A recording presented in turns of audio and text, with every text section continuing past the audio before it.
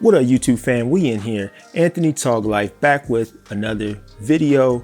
And in this one, we are continuing our series on portrait lighting. And in this video, we are going to talk about butterfly lighting, or sometimes referred to as paramount lighting. Now, it is referred to as paramount lighting because Paramount Studios made this light pattern famous. Specifically in the 1930s, there was a German actress that they lit with this style of light, and it really became popular. People really liked the look and it took off. So it really was considered paramount lighting. It kind of got the nickname butterfly lighting, because a lot of people seemingly felt like the shadow underneath the nose and chin was similar to a butterfly.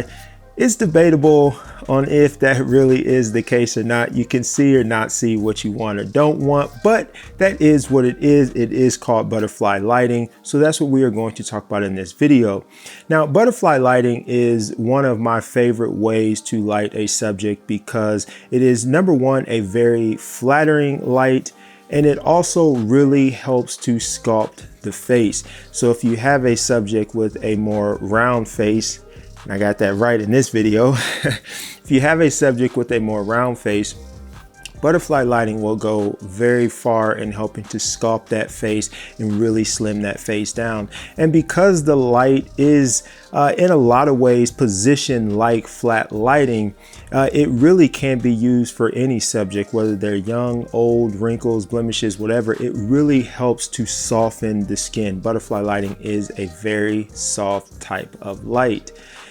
So with that being said, let's talk about the fundamentals, the specifics of how you get butterfly lighting. Now, number one, because of the positioning of the light, and I'm going to get to that in a moment, because of the positioning of the light, it really does help to have a boom arm, because butterfly lighting is going to be placed right in front of your subject, overhead at an angle pointing down towards your subject.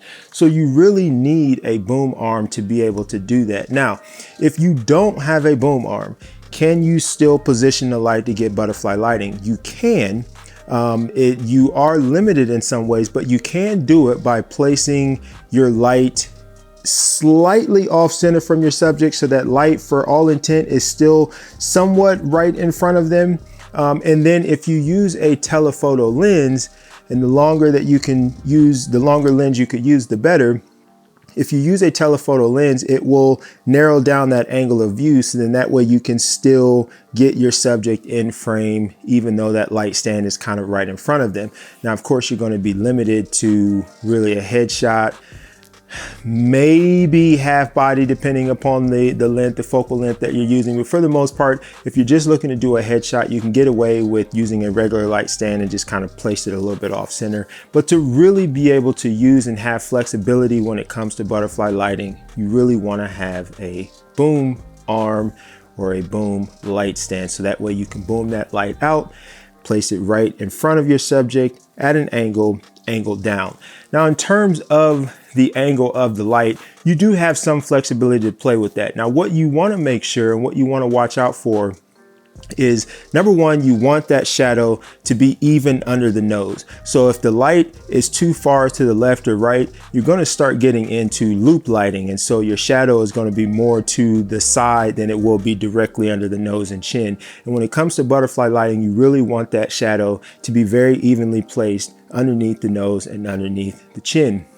So what you also want to watch out for is you don't want that shadow to be too deep. So what you don't want is for that nose shadow to connect with the top of the lip, or really even get close to it. You really want to have a nice balance with how far down that shadow goes. So you do have a little bit of flexibility in terms of the height of your light and the angle of your light, and you can play with that to see where your shadows are, but you want to make sure that that shadow stays directly underneath the nose, and you want to make sure that that shadow does not connect. Now, when it comes to those shadows, of course, if you want to have a lot of mood, a lot of drama, then one light with no reflector or second light is all you need. But if you want to lift those shadows a little bit, if that one light is just producing too much drama, If you want to lift those shadows, you obviously have some options. Number one is to use a modifier. So the softer that light is, then the less dramatic those shadows are going to be. But even if you're using something like a softbox or an umbrella and those shadows are still just a little bit too dark, you can either bring in a reflector and place that reflector underneath your subject to bounce a little bit of light back into the chin and the nose area to lift up those shadows, or you can add in another light. Now, interestingly, if you add in another light, you're kind of getting into clamshell lighting, which I will have a video on that. So if you bring in another light, you definitely want to be careful on the power of that light. And I'll talk about that in that video when we get there. So there are options for that. So fundamentally, butterfly lighting is a very easy lighting setup to do, and because it is a one light setup, it is an affordable light setup to do, and the results that it produces, the light that it puts on your subject, is very, very pleasing. Again, butterfly lighting is one of my favorite light patterns because the light looks so good on your subject. So that is all there is to that. Hopefully this video was helpful. If it was, please give me a thumbs up on your way out. And if you want to make sure that you don't miss any future videos, go ahead and subscribe. Make sure you ring that bell and choose all notifications. I know right now a lot of people are saying YouTube isn't pushing notifications to people, so they're probably doing something weird again. So make sure you have all notifications set so that you get notified whenever I drop a video.